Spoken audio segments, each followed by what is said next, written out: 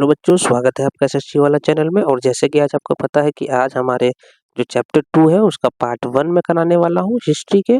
और जो first part है वो मैंने बना दिया है और साथ ही मैंने 16 महाजनपद के ऊपर एक ट्रिक की शॉर्ट वीडियो भी अपलोड कर दी, तो आप एक बार उसे भी देख लें।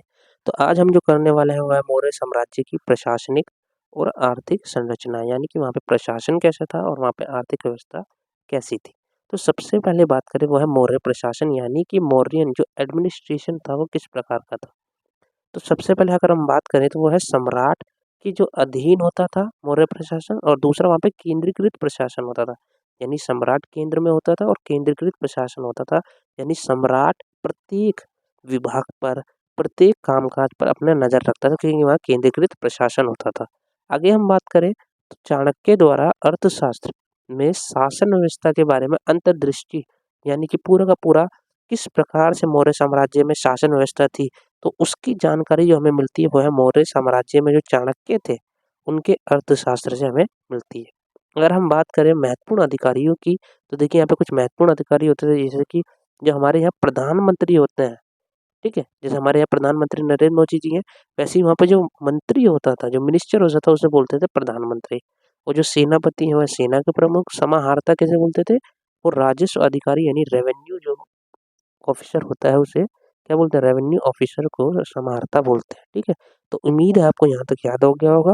दोबारा बोल रहा हूँ एक बार, मंत्री को प्रधानमंत्री बोलते थे, सेनापति को सेना प्रमुख, और समाहर्ता कौन होता था, जो राजस्व अधिकारी होता था, जो रेवेन्यू ऑफिसर होता था। अगला है धम्म महामात्र। देखिए धम्म महामात्र क्या है, आपको पता होगा कि अशोक ने धम्म को अपना लिया था कलिंग के युद्ध के बाद, क्योंकि कलिंग के युद्ध में काफी ज्यादा हिंसा हुई, जिससे अशोक को काफी ज्यादा दुख हुआ, जिस कारण उसने धम्म को अपनाया।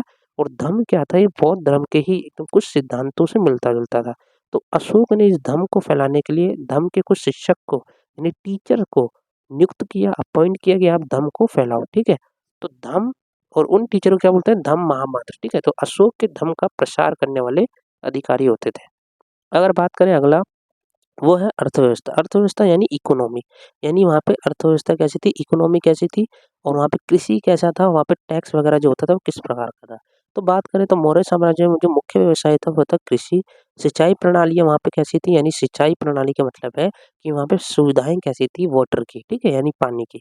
तो वहाँ पे कुएं, नहरें और टैंक होते थे। भूमि कर की बात करें तो वहाँ पे मौर्य साम्राज्य में भूमि पर एक कर देना पड़ता, जिसे बोलते थे भागा, जो कि आपके उपज का, यानी आपके जो प्रोडक्ट है, जो भी प्रोडक्शन हुआ है आपका, उसका छठा भाग होता था। यानी कि आप मान लीजिए 100 रुपए का आपका जो भी उपज है हुई है, ठीक है, उसका आपका छठा भाग देना होगा। यानी कि आप मान सकते हो छठा भाग यानी 6%, 60% आप मान के चल सकते हो कि 60% आपको देना होगा। ठीक है, अगला बात करें शिल्प उत्पादन और व्यापार का विकास हुआ। शिल्प उत्पादन यानी कि क्राफ्ट प्रोडक्शन, व्यापार का विकास यानी आप देखेंगे वहाँ पे किस तरीके से लेन-देन चीज़ों का हुआ करता था। धातु, कर्म, वस्त्र, मिट्टी और इन सब के बर्तन वगैरह का क्या होता था, व्यापार होता था। अगली बात करें वो है व्यापार और शहरीकरण। व्यापार यानी ट्रेड, और शहरीकरण यानी अर्बनाइजेशन किस प्रकार का था वहाँ पे अगर देखें तो सबसे पहले अगर हम बात करें वह है उत्तरापथ यानी उत्तरी मार्ग। उत्तरापथ यानी जाहिर सी बात है जो नॉर्थ इंडिया वाला भाग है। दक्षिण पथ यानी दक्षिणी मार्ग, यानी जो साउथ इंडिया वाला भाग है, सहित प्रमुख व्यापार मार्ग विकसित हुए थे। गिल्ड किसे बोलते हैं, याद रखिएगा, ये एमसीक्यू में 1 नंबर का आता है क्वेश्चन। गिल्ड को हिंदी में बोलते हैं श्रेणियां, और व्यापार और शिल्प कला को नियंत्रित करती थी। गिल्ड का सिंपली मतलब है जो व्यापारियों का ग्रुप होता था उन्हें बोलते थे गिल्ड, जो क्या होते थे, व्यापार को और शिल्प कला को, पूरे के पूरे क्राफ्ट प्रोडक्शन को नियंत्रित करती थी। बात करें मौर्य साम्राज्य में कुछ प्रमुख शहरी केंद्र होते थे, जैसे पाटलिपुत्र, उज्जैन, तक्षशिला और मथुरा होते थे। ठीक है, इन सब की अपनी अपनी विशेषताएं होती थी। बात करें सिक्कों की, तो सिक्के छिद्रित और स्वर्ण सिक्के होते थे, और जो मौर्य साम्राज्य में सिक्के होते थे उन्हें पर्ण बोलते थे। 1 नंबर का आपका एमसीक्यू में क्वेश्चन आ सकता है। जो सिक्के होते थे वो छिद्रित होते थे और स्वर्ण सिक्के होते थे, और इन सिक्कों में क्या होता है, व्यापार को सुगम बना दिया था। उन सिक्कों को पर्ण कहते थे। शिलालेख की बात करें, यानी जो पत्थर पे, यानी शिला बोलते हैं पत्थर को, तो पत्थर पे जो भी लिखावट होती है उसे शिलालेख बोलते हैं। यानी शिलालेख और इतिहास को समझने के कुछ स्रोत हैं, जैसे कि शिलालेख का अपने अपने कुछ महत्व होते थे। पुरालेख शास्त्र किसे बोलते हैं, देखिए शिलालेखों का जो अध्ययन करते हैं, यानी जो पत्थर पे लिखावट हुई है, उस लिखावटों को जो पढ़ने वाले विद्वान होते हैं उन्हें बोलते हैं पुरालेख शास्त्र। ठीक है, अशोक के शिलालेख हमें मिले ब्राह्मी, खरोष्टी, ग्रीक और अरामाइक। ये क्या है, अरामाइक लिपियों में पाए गए हैं। शिलालेख समझने में मदद क्या करते हैं भाई, वो शिलालेख अगर चीजें लिखी गई हैं उस पर, तो जाहिर सी बात है उस समय के प्रशासन की व्यवस्था, धार्मिक नीतियाँ और सामाजिक संरचना के बारे में हमें पता चल सकता है इन शिलालेखों से। आगे बात करें साहित्य और पाठ की, तो कुछ संस्कृत ग्रंथ है जैसे मनुस्मृति, महाभारत, रामायण, बौद्ध ग्रंथ है, त्रिपिटक, ये बहुत ज़्यादा महत्वपूर्ण है, ठीक है।